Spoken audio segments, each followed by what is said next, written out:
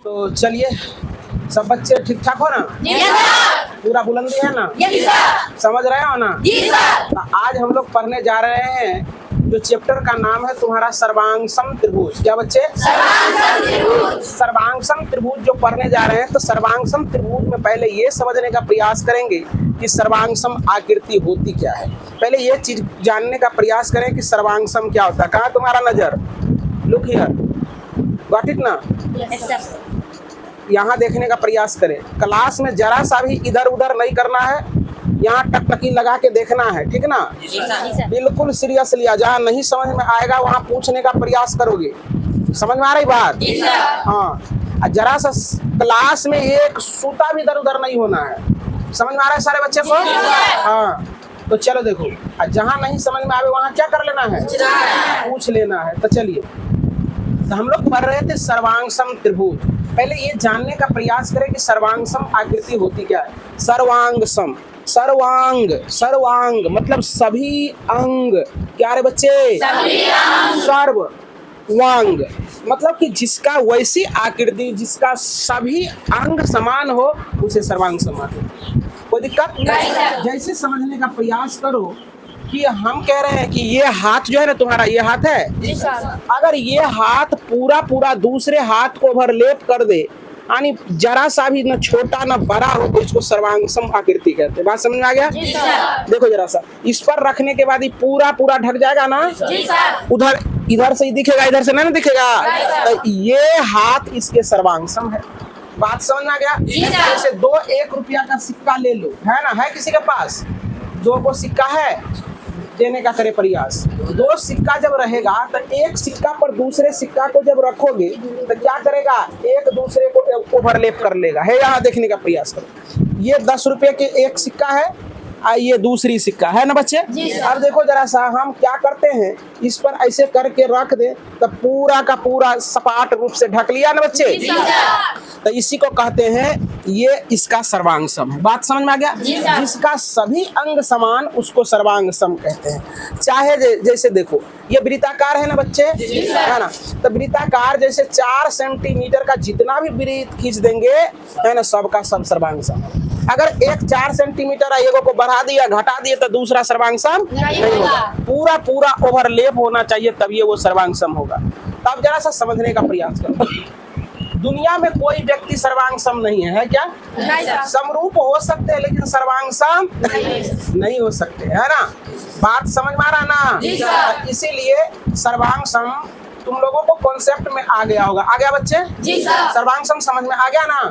सर्वांगसमता का कुछ नियम होता है ना? वो कसौटी पर हम लोगों का सवाल चलने वाला है, इसीलिए सर्वांगसमता के नियमों को हम लोगों को अच्छी तरह से पढ़ लेनी चाहिए।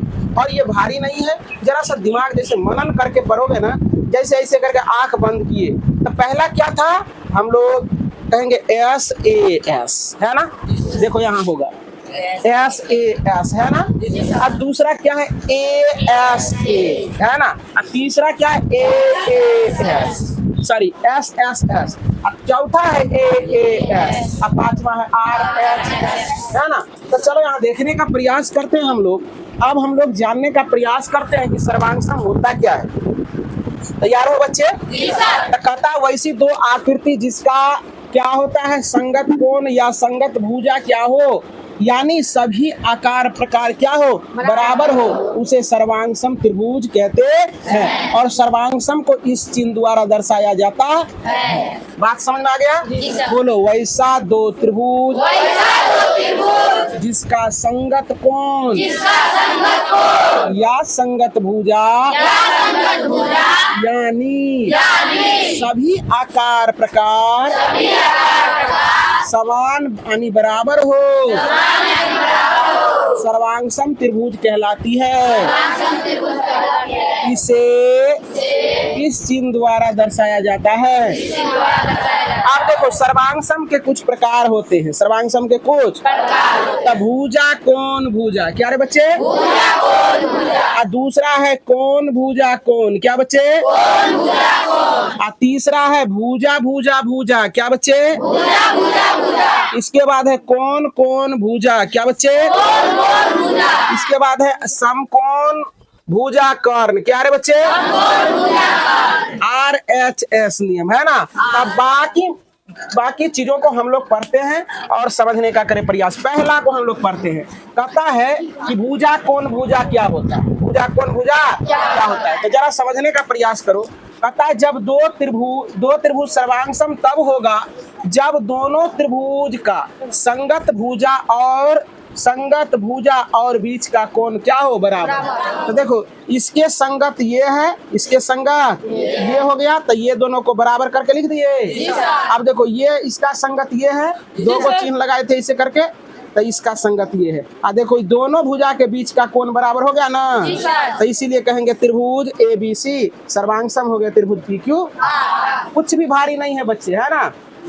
अब देखो RHS में कोण भुजा कोण में पढ़ते हैं, दो वैसा त्रिभुज जिसका दो गो क्या हो? दो गो सुनो एंगल और बीच का भुजा समान हो। जैसे देखो ये एंगल और ये एंगल बराबर हो गया, इसका बीच का भुजा समान हो गया, है ना बच्चे। इसको कहेंगे क्या? ASA। अब जरा से हम लोग समझते हैं क्या कि भुजा तो कहता वैसा दो त्रिभुज जिसका संगत भुजा बराबर हो, इसका संगत ये बराबर हो गया, इसका संगत ये बराबर हो गया, इसका संगत ये, है ना। तो इसीलिए त्रिभुज ABC सर्वांगसम हो गए किसके? त्रिभुज PQR। अब हम लोग चलते हैं किस पे? हम लोग चलते हैं इस पे। कोई दिक्कत कोई बच्चे को?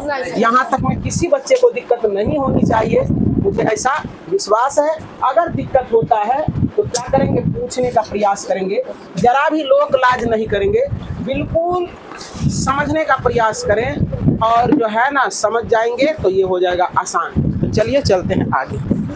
तो चलिए आइए, अब आपका ये 4 और 5 नंबर ये रूल रह गया है, इसको कर लेते हैं। कुछ भी भारी नहीं है, थोड़ा सीरियस बैठो, है ना। ये हॉस्पिटल नहीं है, समझ आ रहा ना रे? बीमार में ना हो। दो गो एंगल और साइड का भुजा बराबर हो, अच्छा है ये एंगल ये भुजा हो जाएगा, चाहे ये एंगल साइड का ये भुजा ले ली, कोई दिक्कत? तो एंगल A बराबर एंगल क्या हो जाएगा? B।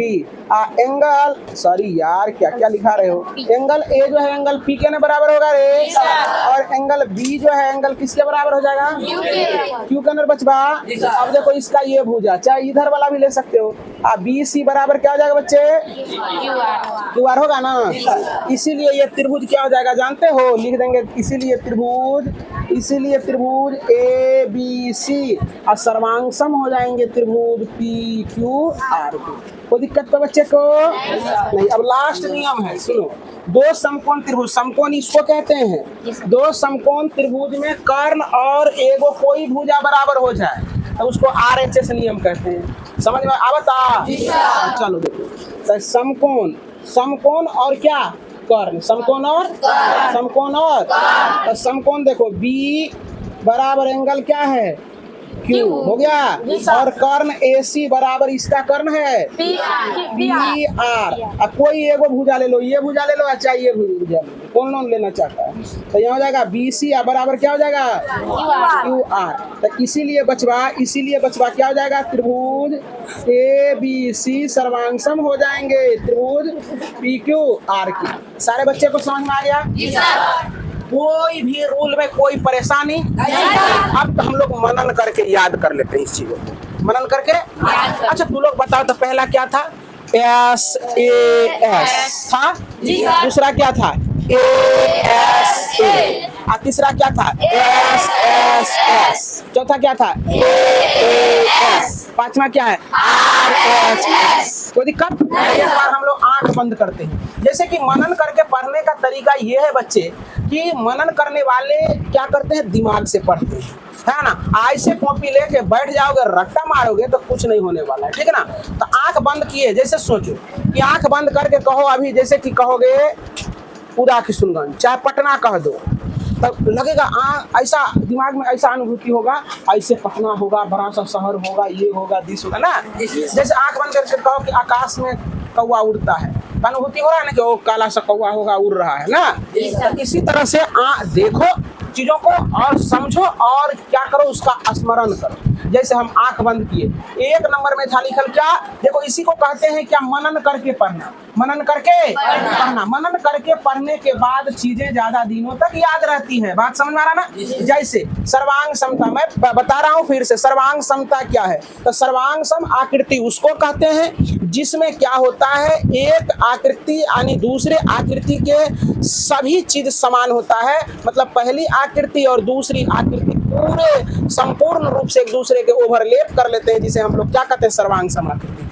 या चाहे कहेंगे वैसा आकृति जिसका सभी अंग, वैसा दो आकृति जिसका सभी अंग समान हो, उसे सर्वांग सम आकृति है। आप जरा सा समझने का प्रयास करो। सर्वांग सम का नियम है यानी कुछ प्रकार है, उसको समझने। पहला था क्या, आंख बंद करेंगे कहेंगे एस ए एस, क्या बोलेंगे बच्चे? दो नंबर डालेंगे कहेंगे ए एस ए, क्या बच्चे? और 3 नंबर में कहेंगे एस एस एस, हो गया।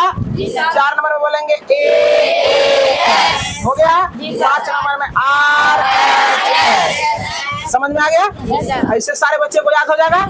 अब हम लोग कल इसको सुनेंगे, अब इस चैप्टर को आगे बढ़ाएंगे। तो चलिए, दैट्स ऑल इट टुडे, आज के लिए इतना ही।